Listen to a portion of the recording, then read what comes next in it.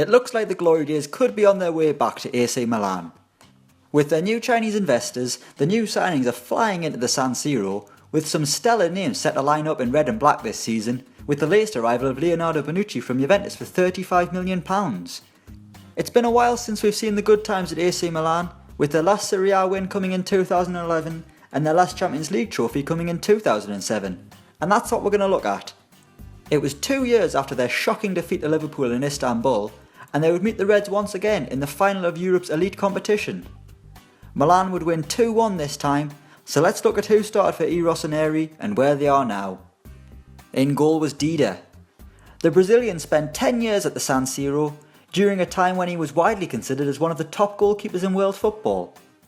This was his second Champions League win with AC Milan, and he would remain there until 2010 when his contract expired. Dida would be without a club for 2 seasons and had to return to Brazil, joining Portuguesa in 2012.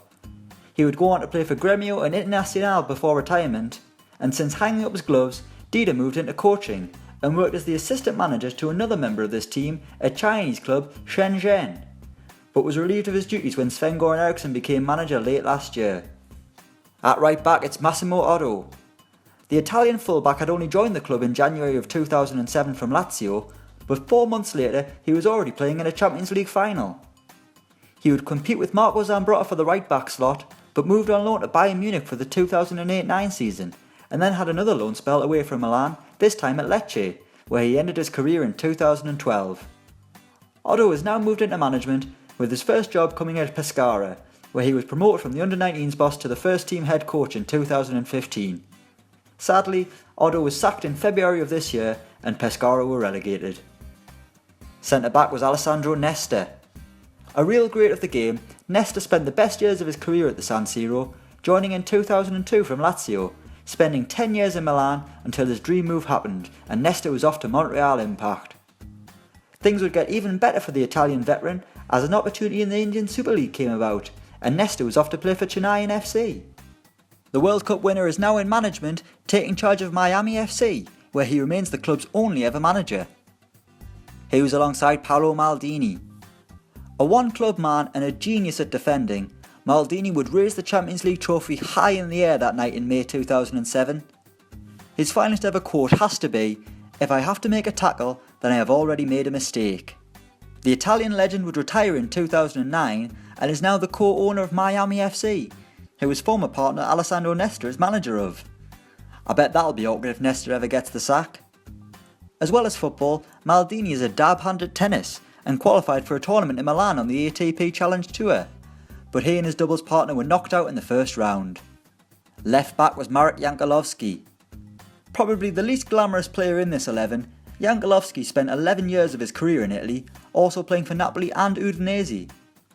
He would return to his native Czech Republic in 2011, joining Baník Ostrava for 4 months, before retiring due to a knee injury. Moving into midfield, we've got GENARO Gattuso. Unsurprisingly, AC Milan's resident hardman picked up a booking in the final. Despite being linked with a move back to Rangers, Gattuso would join Swiss side FC Sion in 2012 after his AC Milan contract expired, and was then named player manager in February 2013. The midfielder has since managed Palermo, Crete, Pisa and is now in charge of Milan Primavera, AC's under-19 side. Next up it's Massimo Ambrosini. Forever reliable, Ambrosini was with Milan from 1995 all the way through to 2013, going about his business in the middle of the park, doing the dirty work and kick-starting counter-attacks with his ball-winning ability, as well as being a leader on the pitch. Ambrosini would join Fiorentina for a season despite having the chance to join West Ham, and is now working for Sky Sports in Italy. Also in midfield was Andrea Pirlo.